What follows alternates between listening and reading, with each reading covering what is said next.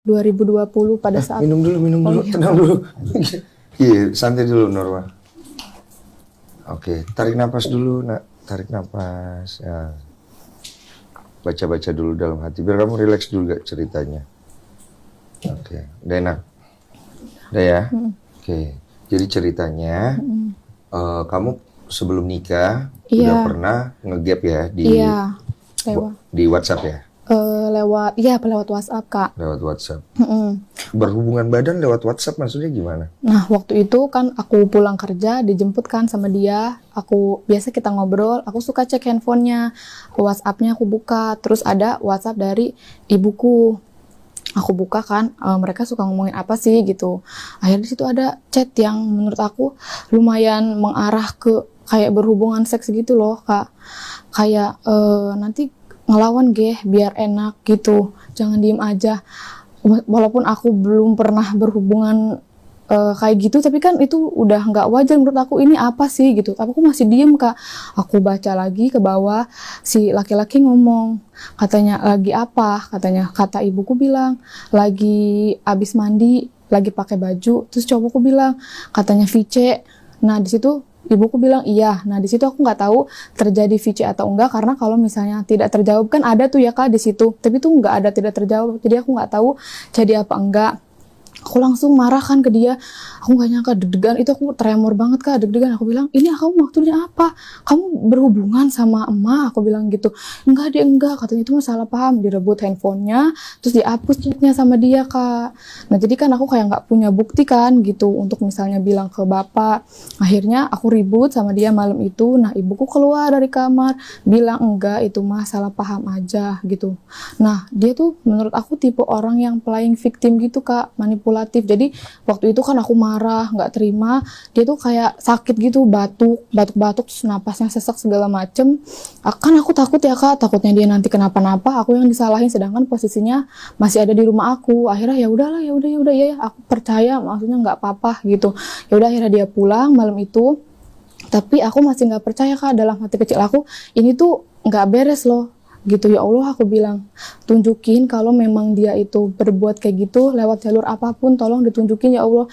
Dan kalaupun memang aku yang salah sangka, tolong kasih tahu aku juga. Itu setiap sholat aku minta kayak gitu.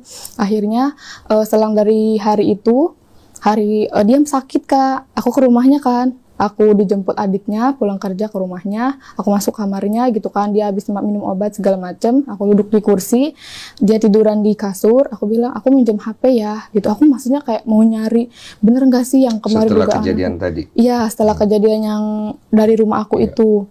Aku buka WhatsApp-nya, nggak ada apa-apa gitu. Aku buka log panggilan di telepon biasa, nggak ada juga, maksudnya nggak telepon atau apa. Aku buka pesan biasa, Kak. Di situ ada pesan dari ibuku yang belum dibaca. Di situ ada ibuku ngechat panjang banget gitu. Dia bilang intinya dia memang berhubungan kayak gitu, nggak tahu diri loh katanya, udah saya turutin berhubungan kayak gitu. Tapi kamu bulan puasa ngajak saya berbuat gitu siang-siang.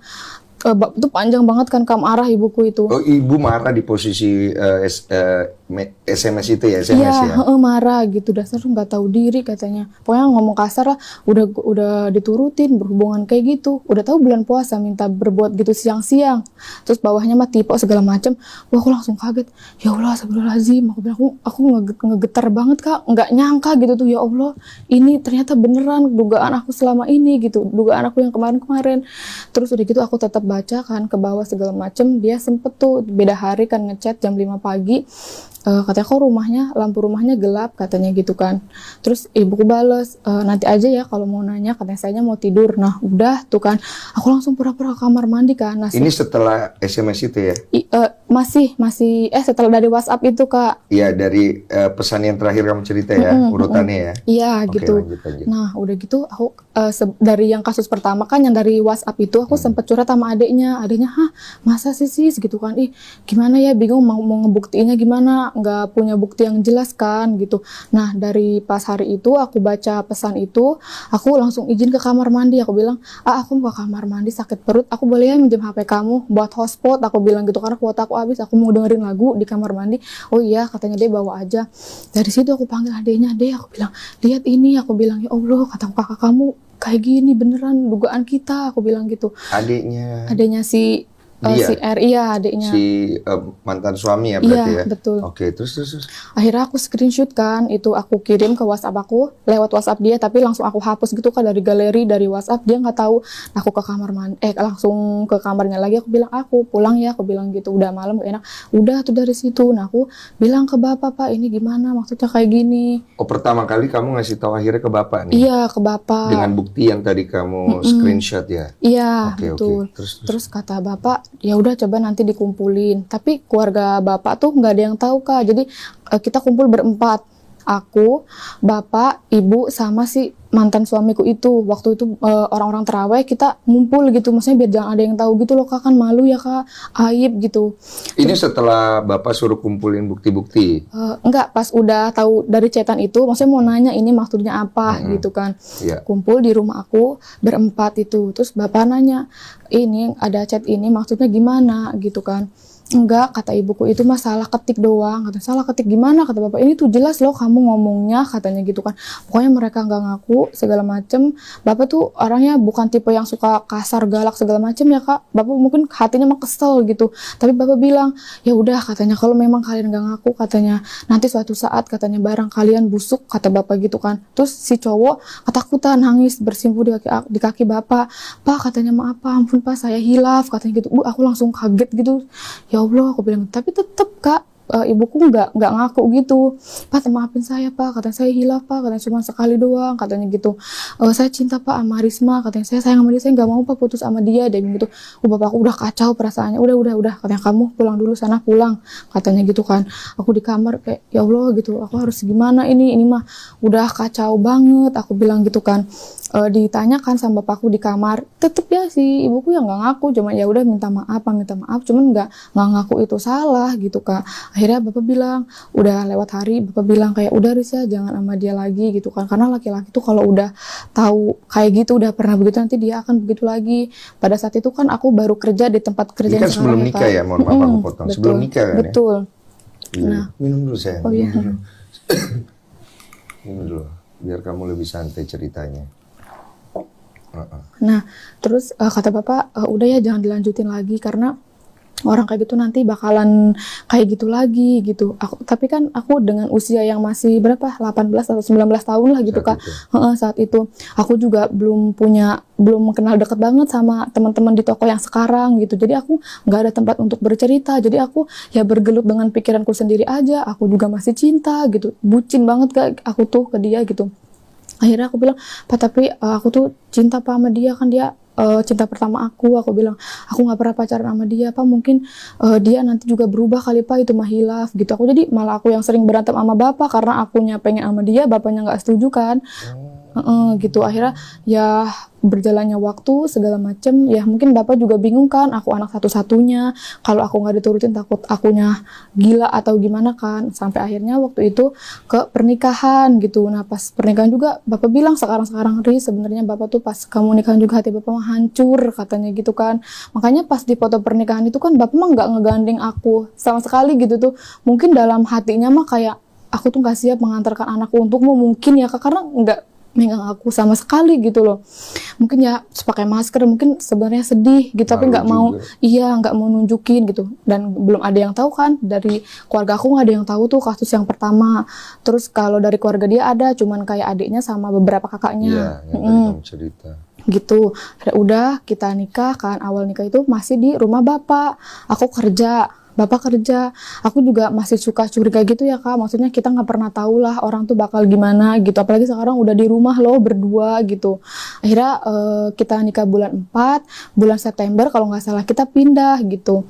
Nah waktu pas pindah juga ya ibuku tuh nangis, marah-marah gitu. Tapi September 2021.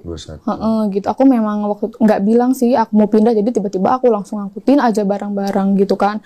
Terus ya bapakku juga agak sedikit marah sih, kok nggak bilang-bilang sama bapak kalau kamu mau pindah gitu kan. Ya kalau bilang nanti pasti sama ibuku nggak boleh gitu tuh Kak, karena aku tuh nggak mau bapak juga pikiran gitu kan, bapak kerja aku pengen tenang gitu tuh, takutnya malah pikiran terus kan si ibuku sama si mantan suamiku ini di rumah berduaan sedangkan aku kerja gitu. Akhirnya kita pindah kan, dan di situ ibuku tuh banyak banget ngeluarin sumpah serapah segala macam. Marah Kak. Oh jadi pas nikah itu kan tinggal ke rumah bapak sama ibu tuh di Iya. situ. Kamu mutusin untuk pindah. Mm-mm. Kenapa waktu itu feeling ya? Iya, karena kan perempuan ya Kak gitu. Aku mikirnya aku kerja, bapak kerja, aku takut lah dia nanti di rumah. Dia kan bisa bilang misalnya, kamu di rumah sama kamu dulu ya tidur siangnya misalnya. Karena ada kejadian. Ada kejadian itu. yang pertama. Ibu marah tuh. Marah pas aku pindah itu. Marahnya apa waktu itu? Marahnya ya gitu, dia jumpah serapannya banyak banget keluar buat aku Kak. Buat aku akhirnya. Intinya apa? Intinya ya nggak tahu diri lah segala macam gitu. Apa sih namanya nanti kelahirannya susah, pokoknya yang kayak gitu-gitulah Kak. Aku nggak bisa nyebutin gitu. Pokoknya marah tapi banget. Logika marahnya kenapa? Ya menurut aku ya Kak, ya dia tuh marahnya bukan anaknya pergi, tapi dia mungkin nggak bisa bertemu lagi sama si mantanku itu kalau menurut aku gitu. Terus aku blok kan WhatsApp-nya. Nah dia tuh WhatsApp-nya ibu kamu iya blok? aku blok gitu. Nah dia nge-spam kan ke suami aku gitu. Ada juga WA aja di blok tuh, tapi nggak tahu kenapa kalau telepon biasa tuh masih bisa dihubungin aja loh, padahal udah di blok gitu Kak. Jadi masih bisa ngirim SMS aja tuh, ibu aku ngirim SMS tuh masih masuk kan. Pernah juga waktu itu ngechat kayak halo gitu, udah bangun belum, jangan lupa berbuat kayak gitu ya gitu. Saya juga abis berbuat kayak gitu loh. Gimana?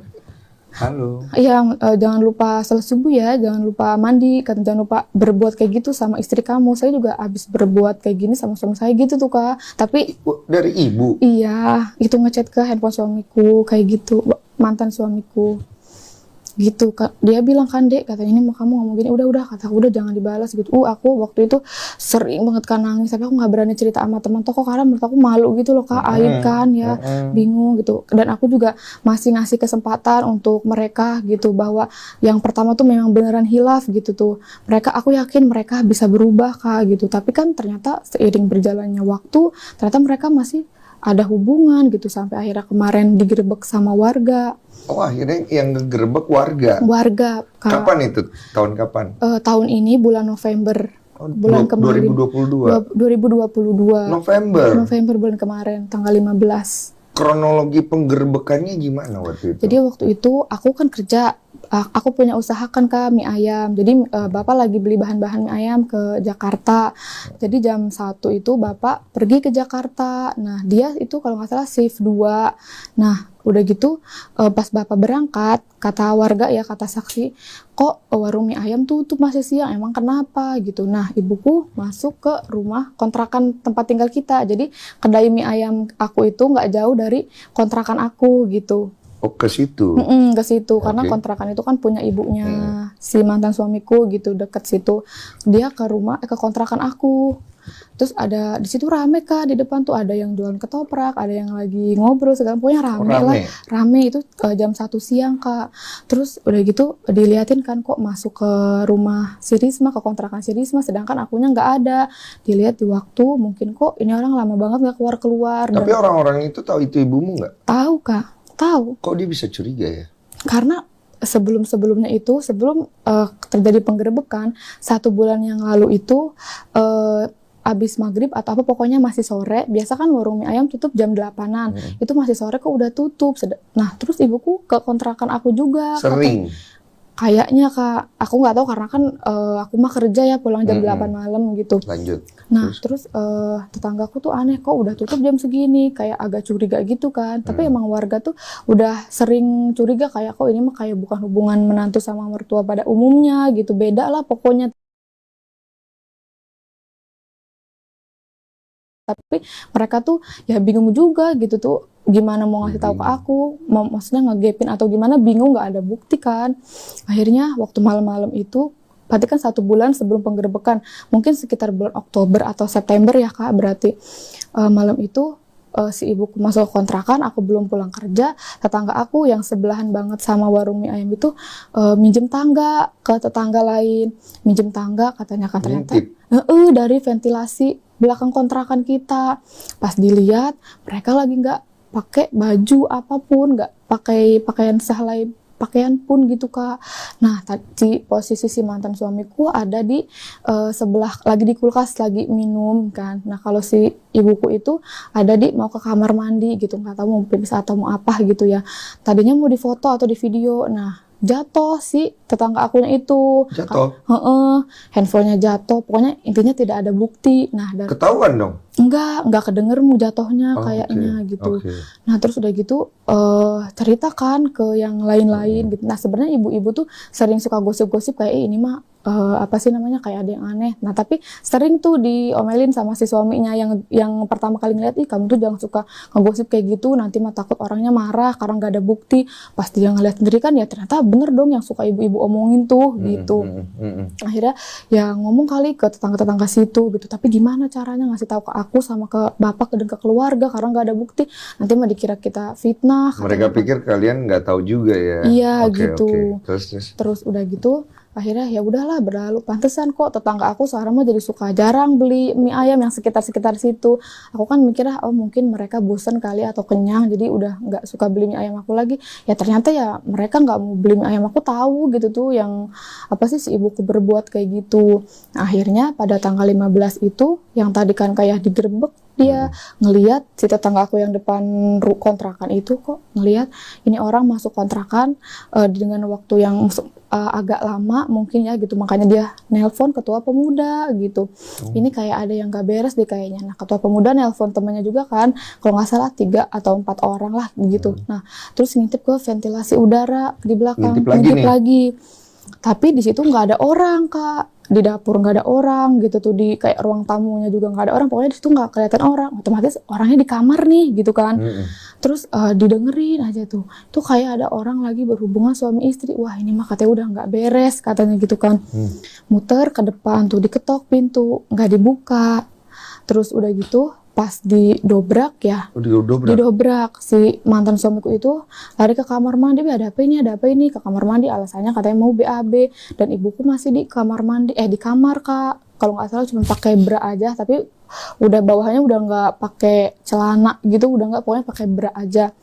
Terus dibilang sama ketua pemuda, kamu habis ngapain? Katanya maksudnya apa kayak gini? Maaf katanya, saya hilap. Nah dari situ sih mantan suamiku kabur, dia Kak pergi.